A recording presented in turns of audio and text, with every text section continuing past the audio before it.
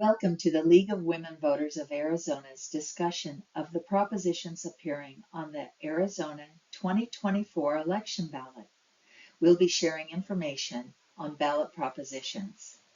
The League of Women Voters of Arizona is a nonpartisan grassroots civic organization that encourages informed and active participation in government, works to increase understanding of major public policy issues, and influences public policy through education and advocacy.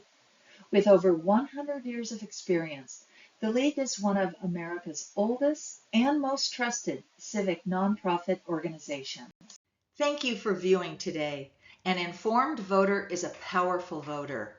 Know before you go vote. Look at the November ballot and the tools we have to complete our ballots.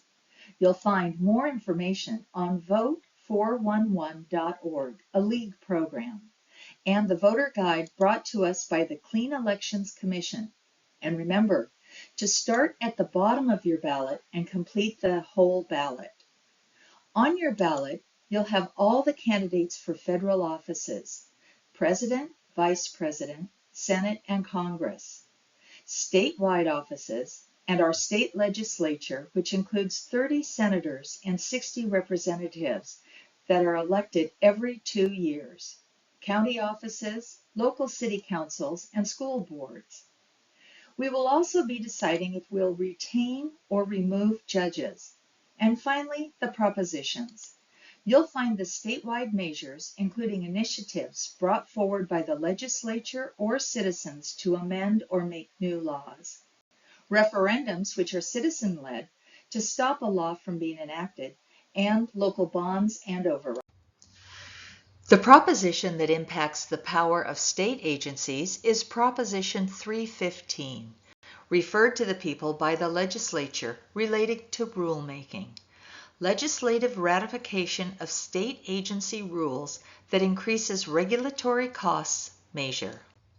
A yes vote on Proposition 315 would require state agencies to submit proposed rules with an estimated cost increase over $100,000 within 5 years to the Office of Economic Opportunity, OEO, for review.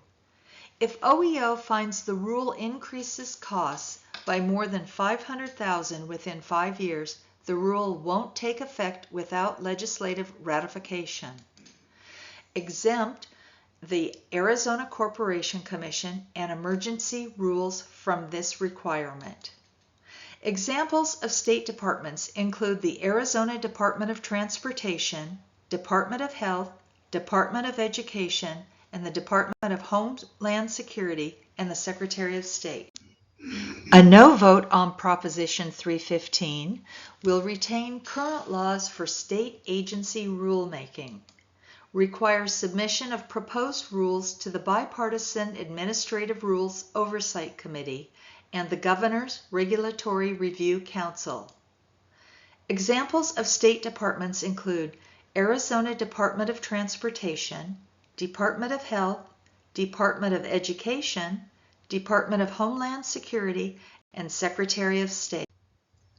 Those in support for Proposition 315 argue that costly regulations harm small businesses and families, and this measure lets elected representatives review and stop unnecessary rules before they take effect.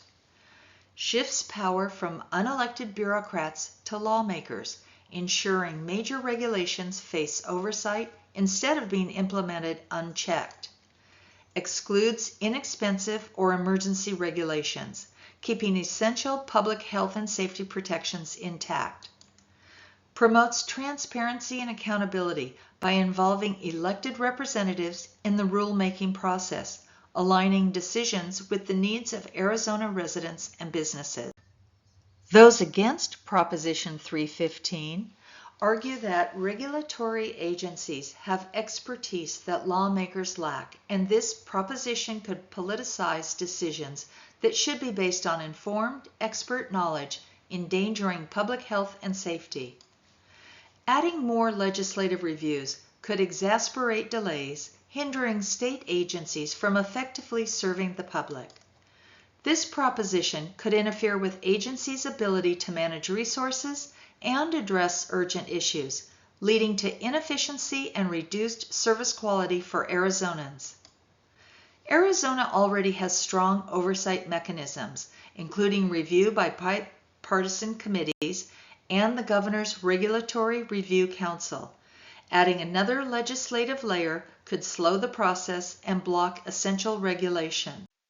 And just a reminder of these important election dates to mark on your calendar. October 7th is the voter registration deadline.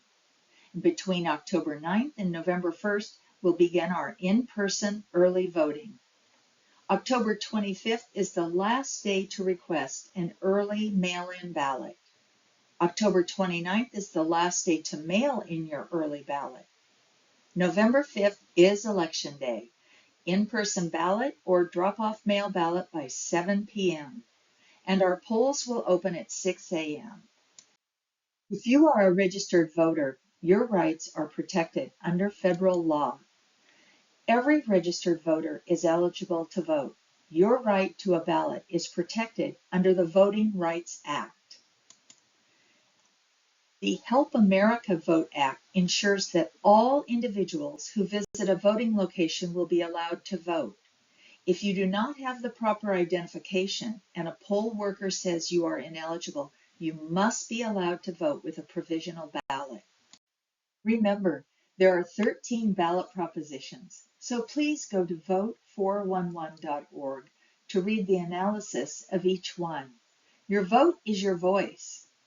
And if you are at vote411.org, thank you for becoming an informed voter. For additional questions, feel free to email us at lwvazadvocacy@gmail.com.